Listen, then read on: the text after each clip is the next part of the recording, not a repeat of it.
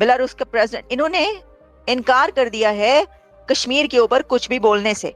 Exactly आपको पता है कि ये तो हो नहीं सकता कि पाकिस्तान के अंदर कोई लीडर बाहर से आए या पाकिस्तान का कोई लीडर बाहर जाए और वो कश्मीर कश्मीर की रट ना लगाए। ऐसा तो मुमकिन नहीं सर। ये वो तो आपने कभी देखा ही नहीं होगा, आपने कभी सुना ही नहीं होगा कि ऐसा हुआ हो।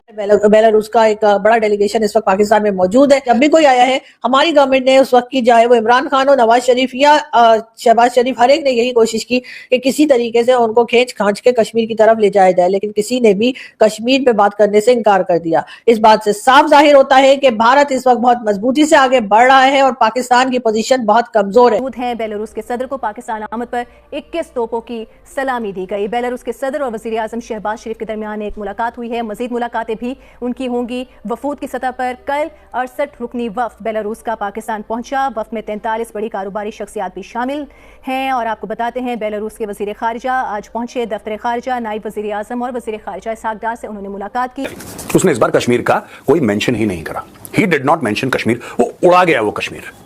अच्छा, इसमें पाकिस्तानियों के दिल में बड़ा गम और गुस्सा है। पाकिस्तानी कह रहे हैं नहीं साहब ऐसा कैसे हो सकता है और ये करना पड़ेगा आपको और आपने क्यों नहीं करा और ये हमारे साथ धोखा है और उम्मा को चुम्मा दे दिया और ये सारे के सारे ड्रामे जो पाकिस्तान में 65 रुकनी वफ्द जो इस वक्त बेलारूस का आया है और वो जिस तरह मुख्तलिफ शोबाजात के बारे में बात कर रहे हैं उसमें हमें इतनी ज़्यादा पोटेंशियल नज़र नहीं आती। वो इसलिए क्योंकि बेलारूस एक पूरा मुल्क ही पाकिस्तान के कराची शहर से भी आधी आबादी रखता है। बात यह है कि ये सब बातें करने वाले और दर दर जो है ये जो हम लेकर जा रहे हैं, तो मैं ये भी सोचती हूँ कि जो कश्मीर का इशू आप लेकर जा रहे हैं पर इससे पाकिस्तान के लोगों को क्या फायदा होगा, अवाम को क्या फायदा मिलेगा। ये आप ऐसा नहीं कर सकते कि पहले आप इसको पीछे रखकर आप बाकी इश्यूज जिससे पाकिस्तान की अवाम को फायदा होगा, जो इस वक्त इकोनॉमी की सूरत हाल है। तो दोस्तों आपको शायद पता हो कि बेलारूस के जो राष्ट्रपति हैं वो इस वक्त पाकिस्तान आए हुए हैं और बेलारूस और रूस का, इन दोनों देशों का जो डिप्लोमेटिक रिलेशन है और पीपल टू पीपल कनेक्ट है और दोनों देशों के जो प्रेसिडेंट के रिलेशंस हैं वो बहुत ही अच्छे हैं। और जैसा कि आपको पता है कि इस वक्त जो रूस के रिलेशन है वो भारत के साथ बहुत अच्छे हैं और एक तरीके से जो बेलारूस है वो रूस का बहुत पक्का दोस्त है। इस बात से आप समझ सकते हैं। लेकिन इस वक्त बेलारूस के जो प्रेसिडेंट हैं वो पाकिस्तान आए हुए हैं, जहाँ पर बेलारूस के राष्ट्रपति से पाकिस्तान के प्रधानमंत्री ने मीटिंग की और काफ़ी ज़्यादा इश्यूज पर बातचीत हुई। और वहाँ पर पाकिस्तान के प्रधानमंत्री ने बेलारूस के प्रेसिडेंट से कश्मीर इशू पर बात करने की कोशिश की, जिसको बेलारूस के प्रेसिडेंट ने डिनाई कर दिया, क्योंकि बेलारूस जो है वो भारत के साथ पंगा नहीं लेना चाहता, क्योंकि कश्मीर पर उल्टा सीधा बोलना सीधा भारत के साथ पंगा लेने जैसा है। तो दोस्तों जैसा कि आपको पता है कि आज के समय में अमेरिका जैसा देश भी भारत को कश्मीर के हवाले से कोई बात नहीं कह सकता, क्योंकि दोस्तों भारत से पंगा लेना उनके बस की बात नहीं है। तो बेलारूस कहाँ कश्मीर के इशू पर बोलने वाला है। पाकिस्तान ने बाकायदा तौर पर लिख के दिया कि कश्मीर के हवाले से आप ये बयान दे दें, लेकिन बेलारूस के प्रेसिडेंट ने सिंपल डिनाई कर दिया कि ये नहीं कर पाएंगे। तो आइए इस हवाले से पाकिस्तानी मीडिया का रोना धोना देखते हैं। बेलारूस के प्रेसिडेंट, इन्होंने इनकार कर दिया है कश्मीर के ऊपर कुछ भी बोलने से। एग्जैक्टली आपको पता है कि ये तो हो नहीं सकता कि पाकिस्तान के अंदर कोई लीडर बाहर से आए या पाकिस्तान का कोई लीडर बाहर जाए और वो कश्मीर कश्मीर की रट ना लगाए। ऐसा तो मुमकिन नहीं सर। ये वो तो आपने कभी देखा ही नहीं होगा, आपने कभी सुना ही नहीं होगा कि ऐसा हुआ होगा कि कश्मीर कश्मीर की रट नहीं लगी होगी। तो यहाँ पर भी उनको जो है वो कहा गया कि कुछ बोलो तो सही तुसी ले। अब आए गए हैं पाकिस्तान, पहले तो ये साहब जो है ये शॉक्ड, मतलब ये तो एक शॉकिंग पोजीशन में होंगे कि ये क्या हो क्या रहा है इनके मुल्क के अंदर।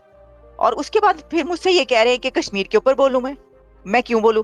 अच्छा, होता ये है कि किसी ने क्या खूब कहा था कि जो इंसान है ना वो कहता है कि जो मेरा दुश्मन है वो तुम्हारा दुश्मन भी है। तो देखिए होता ये है कि एक तो बहुत करीबी जो दोस्त होते हैं ना उसमें भी ऐसा नहीं होता कि जो आपका दुश्मन हो वो दूसरे का भी दुश्मन हो।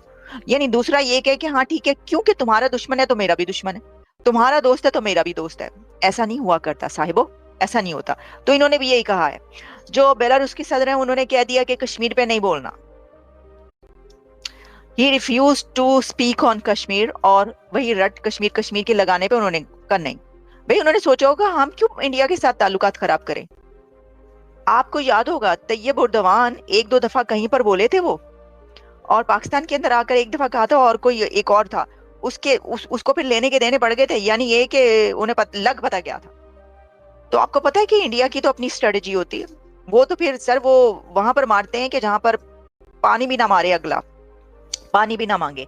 तो इसी ये सब के बीच एक और एम्बैरेसमेंट का सामना पड़ गया। मतलब मेरे ख्याल से वैसे इनको आदत हो चुकी है, जो हालात हैं जो शुरू से सबको दिखाते आए हैं, अब भी ये प्रेसिडेंट साहब यही देख लेंगे सब कुछ, और उम्मीद यही है कि वो हाथ जोड़ के जाएंगे कि भी मुझे माफ़ करो, कोई मुआयदा नहीं होगा। कुछ जैसे चाइना है, अब चाइना से आप कहते हैं कि भाई देखो हमने ये करना है तो ये करवा दो, यहाँ पर G20 हो रही है, इनसे कहीं यहाँ पे ना करवाएं, हमने यहाँ पर करनी है, इनसे कहीं मान ले वगैरह वगैरह।